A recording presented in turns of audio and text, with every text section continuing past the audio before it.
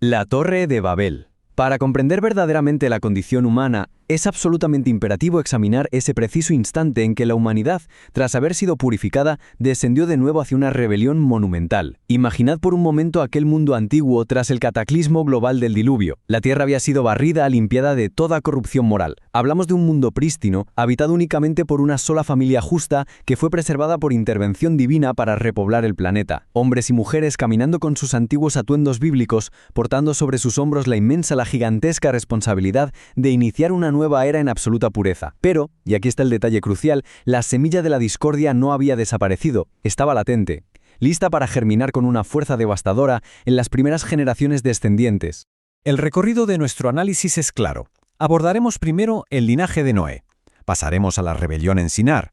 Detallaremos el orgullo y la construcción de la torre, analizaremos la intervención divina, desnudaremos lo que implica un gobierno sin Dios y terminaremos con una mirada implacable a los constructores de hoy. Empezamos con el punto número 1, el linaje de Noé. Es vital situarnos en el escenario inmediatamente posterior al diluvio. Las páginas de la historia humana estaban totalmente en blanco. El futuro dependía de las decisiones morales de un solo patriarca y su descendencia directa. Y Noé, operando bajo una profunda inspiración profética, tuvo la capacidad de prever con una exactitud escalofriante el destino de las tres grandes ramas de la humanidad a través de sus hijos, Sem, Cam y Jafet. Ojo, esto no fue una simple predicción basada en favoritismos de un padre, en absoluto. Fue una revelación clarísima de las trayectorias morales que cada uno ya había elegido abrazar. Esa preservación inicial de una casa justa se fracturó rápidamente en la primera generación, creando una divergencia profética absoluta.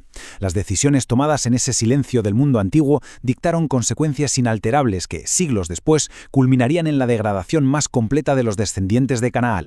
Y es que existe un contraste abismal en el carácter de estos hombres. Fijaos bien, por un lado tenemos a Sem y a Jafet. Su profunda reverencia hacia los mandatos divinos y su genuino respeto filial les aseguraron un futuro brillante. De hecho, la línea de Sem fue la designada para ser el pueblo del pacto, el canal a través del cual llegaría el Redentor.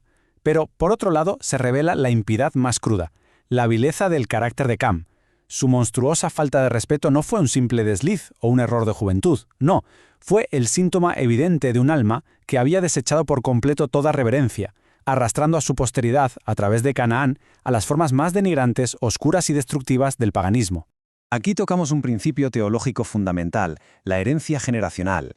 Las tendencias de nuestro carácter, esa inclinación hacia el bien o hacia el mal, no nacen y mueren con nosotros. Los hijos asimilan, absorben y reproducen el ejemplo exacto de sus padres.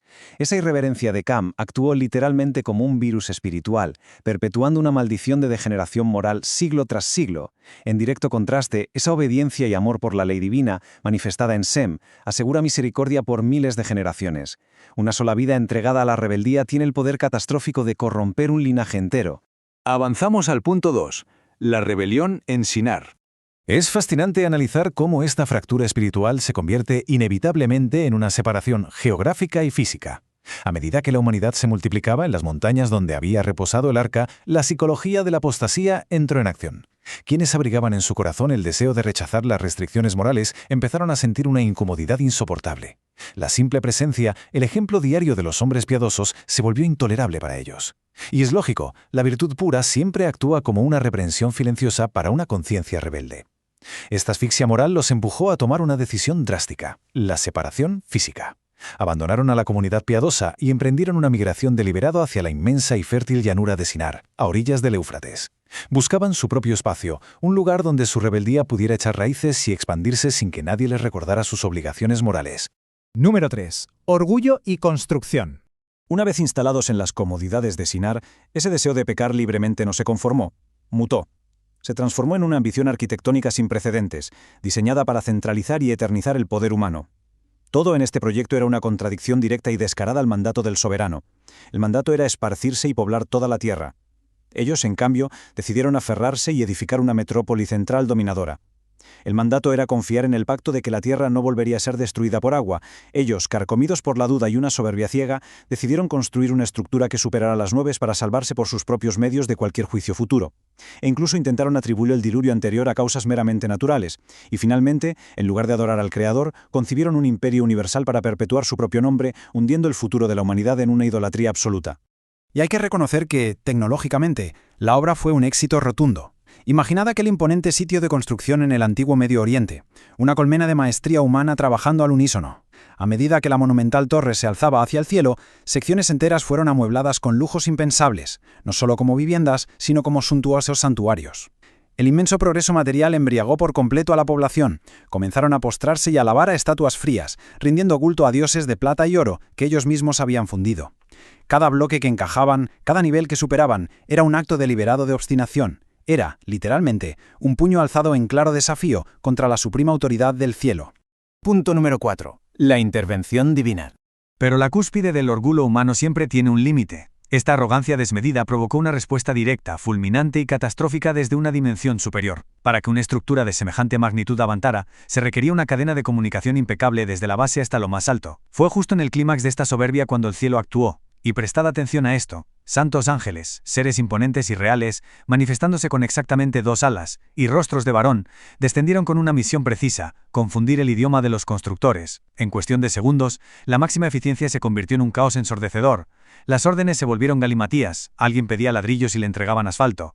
La confusión engendró una inmensa frustración, la frustración estalló en ira, y la ira terminó en un sangriento derramamiento de sangre entre los propios arquitectos. Como golpe final, sellando la indignación soberana, potentes relámpagos cayeron desde los cielos e hicieron añicos la parte superior de la torre, dejando empíricamente claro quién gobierna verdaderamente el universo. Es aquí donde nos encontramos de bruces con una ironía suprema, una que define la futilidad del esfuerzo humano desvinculado de la rectitud. La mismísima estructura colosal que estos hombres planearon, calcularon y sudaron para evitar su dispersión, se convirtió en el instrumento exacto y contundente que los forzó a separarse. Al no poder comunicarse, se agruparon por lenguas y tomaron caminos divergentes. El inalterable propósito original de poblar toda la geografía de la Tierra se cumplió de todos modos, utilizando magistralmente la propia rebelión del hombre como vehículo. Sin embargo, el costo espiritual fue incalculable, una tragedia inmensa. Tras el diluvio, Noé vivió 350 años más, y Sem vivió 500 años. Pensad en esto. Estos patriarcas estaban vivos durante la construcción de la torre. Eran bibliotecas andantes, testigos oculares del poder y la majestad divina.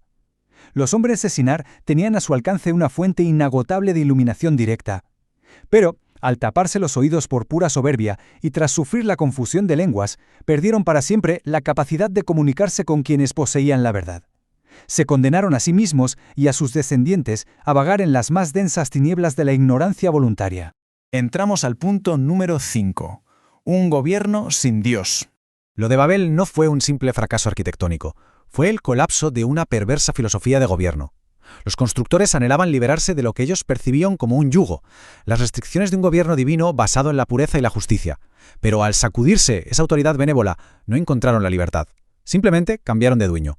Se entregaron de lleno a la tiranía más oscura imaginable. Se sometieron a la soberanía del ángel caído. Y debemos desterrar esas caricaturas infantiles. Este adversario es un ser de intelecto brillante, un ángel caído que opera sutilmente en la mente humana, sin cuernos ni cola, pero con una crueldad infinita. Bajo su mando invisible, la sociedad de Babel pervirtió todo lo sagrado, llegando al extremo más atroz: arrancar a sus propios hijos de sus brazos para inmolarlos en violentos sacrificios sobre altares idólatras. Sustituyeron la ley del amor por la más absoluta y sangrienta opresión. Comprendiendo esto, nos damos cuenta de que aquella drástica intervención celestial fue en realidad un acto de inmensa y profunda misericordia para con la humanidad. Si aquella despiadada confederación, cimentada en la megalomanía y la violencia extrema, hubiera logrado madurar sin ninguna restricción en un mundo que aún estaba en pañales, los resultados habrían sido apocalípticos. Las leyes egoístas y crueles que estaban implementando habrían aniquilado sistemáticamente la paz, el sentido de justicia y cualquier vestigio de seguridad sobre la faz de la tierra. Esto nos revela el equilibrio perfecto del soberano supremo. Su paciencia es vasta, concede tiempo, mucho tiempo, para que el verdadero carácter de los hombres y de las naciones se desarrolle y se exponga a la luz. Tolera temporalmente la perversidad para dar oportunidad al arrepentimiento. Pero la paciencia tiene un límite. Cuando el desafío es abierto, cuando la iniquidad desenfrenada amenaza con destruir el orden moral y la existencia misma del débil, la mano invisible pero omnipotente extiende su cetro, y cuando lo hace, aporta pruebas irrefutables y contundentes de que pisotear los principios eternos conlleva un peso y unas consecuencias absolutamente aplastantes. Y llegamos al punto final. Número 6. Los constructores de hoy. Todo este recorrido histórico no tendría mayor trascendencia si no fuera porque la historia, damas y caballeros, se repite con una precisión asombrosa. La rebelión sigue viva, simplemente ha sofisticado sus herramientas. En la antigüedad desafiaron al cielo apilando ladrillos cocidos y brea. Hoy los incrédulos construyen rascacielos filosóficos, edifican inmensas torres utilizando deducciones científicas a medias, teorías sin comprobar y una fe completamente ciega en la infalibilidad de la razón humana. Tejen discursos y argumentos intelectuales impecables en su forma, pero con el mismo fondo podrido. Rechazar de plano cualquier verdad revelada, pisotear las leyes morales y atreverse a sentar al creador del universo en el banquillo de los acusados de su propia y minúscula mente. Existe un término profético exacto para describir nuestra era moderna: Babilonia. Ya no es un código postal en Medio Oriente, es un inmenso sistema global de confusión ideológica y teológica. Vemos cómo incontables estructuras, incluso aquellas que se autodenominan religiosas, levantan sus propias torres de Babel. Lo hacen creando credos a la carta, exaltando las especulaciones humanas muy por encima de los requerimientos divinos inalterables. Oradores carismáticos construyen puentes de cristal hacia el cielo, vendiendo la fábula elocuente de que es perfectamente posible adquirir la salvación, mientras se desobedece y se burla abiertamente la ley eterna. Las motivaciones de los arquitectos de Sinair laten con fuerza en las metrópolis modernas. Contemplad la sed insaciable de nuestra sociedad por acumular riqueza cueste lo que cueste y por ostentar un poder que es, en el mejor de los casos, efímero. Para consolidar estas modernas torres de estatus y dominio corporativo, se aplastan los derechos humanos, se oprime al vulnerable y se habla con una arrogancia que hiela la sangre. Pero no nos engañemos. Al igual que el proyecto colosal de Babel terminó sepultado bajo sus propios escombros, el destino de quienes cifran su confianza en la opresión y el materialismo está sellado. Su colapso no es una posibilidad, es una garantía, que solo dejará miseria y una desilusión amarga. Y esta es la certeza inquebrantable que atraviesa los milenios. No importa cuán sofisticada, brillante o impenetrable parezca la ingeniería política, financiera o filosófica de nuestro tiempo. Las coaliciones poderosas y las maquinaciones globales que excluyen deliberadamente los principios del Creador están condenadas al fracaso más absoluto. Hay un tiempo estipulado para la investigación, y el poder soberano, que no se inmuta ante el paso de las generaciones, descenderá una vez más para revelar, juzgar y abatir, sin excepción alguna, cada obra monumental que haya brotado del orgullo humano. Todo esto nos sitúa ante un abismo de reflexión ineludible. Si somos conscientes de que existe un escrutinio eterno que pesa hasta la más oculto de las motivaciones, es forzoso evaluar la inmensa fragilidad de todo lo que llamamos éxito. Si el arquitecto supremo del universo, con su poder infinito y su conocimiento absoluto, interviene nuevamente para inspeccionar los cimientos de nuestra civilización actual, pregunto, ¿sobre qué principios verdaderamente estamos edificando las imponentes torres de esta generación?